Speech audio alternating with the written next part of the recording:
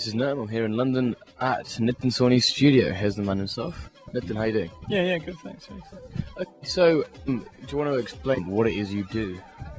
What is it I do? I make albums. I've made 6 albums now.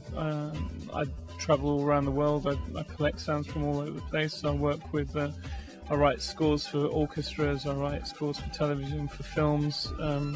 Just loads of different things, really. You know, I've always been a musician, but then in the middle of all that, I've done everything from stand-up comedy to kind of like, you know, writing news reports for The Observer the other day, or appearing on TV chat shows reviewing other people's work or whatever. You know, all those things are things that I'll sometimes do. DJing I really enjoy doing. Since I was 5 years old, I've been playing the classical piano, and then I played flamenco guitar, I played tabla. And then over time, I just got more and more into doing my own stuff. But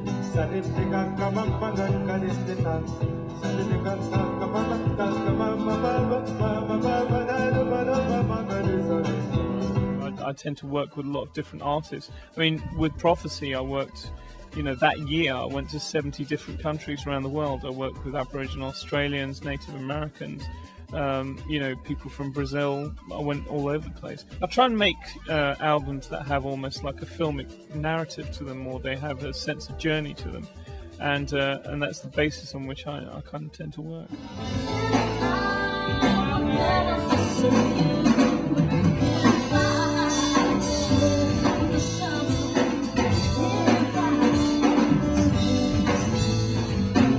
It's funny how many different categories people try to stick me in. Yeah. But I kind of, you know, whether fusion to me isn't appropriate, world music to me isn't appropriate, Asian underground doesn't make any sense. None of these categories make any sense to me. I can tell you why. I mean, fusion starts off from the idea that everything is separate.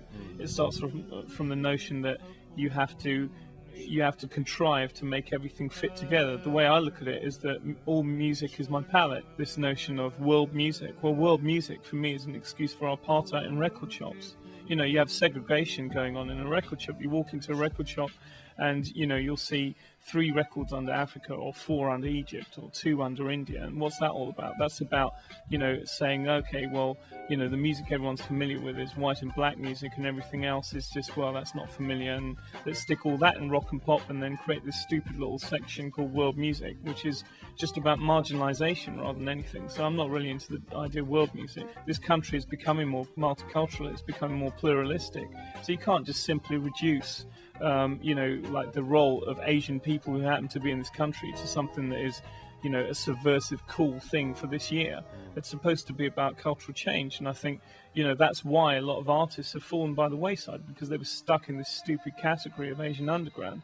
You know, whether it was Badmashi Shree, Asian Dove Foundation, Talvin Singh, State of Bengal, all of them got dropped by their labels at one point because of the very fact that, you know, they thought, oh, well, that was last year's thing, now, you know, that's over. You know, you can't say that about Asian acts. It's a stupid term. So this is what I mean, all these kinds of terminologies that are designed to marginalize artists rather than to be seen as who they are, they worry me a lot.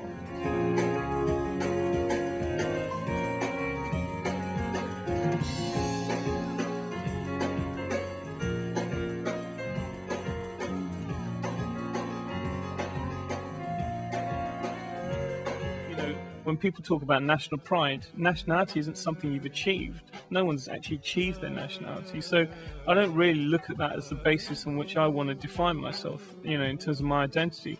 I look at it as, yeah, part of my personal history is that I have a cultural heritage. I'm proud of, you know, how my parents dealt with their lives. I'm proud of, you know, their ancestry and their history because of the struggle that you know, their ancestors went through. But I mean, to base that purely on nationality is to very much simplify who people are. You know, I can have as much in common with a person in Turkey or Iraq or India or America or Germany or France or Japan as I can with my next door neighbour. It doesn't mean anything. You know, I mean, my next door neighbour may be a member of the BNP. He may want to blow my head off with a shotgun. It doesn't mean I've got a lot in common with him because I happen to be born in the same geographical landmass. 57%, most of the world is Asian, and yet every time an Asian person makes an album, for some reason the main topic of discussion is the fact that they're Asian. Why? Why is that the case? the reason that's the case is because people still haven't got to the point where they can deal with other cultures, people from other cultures, just simply being seen as musicians.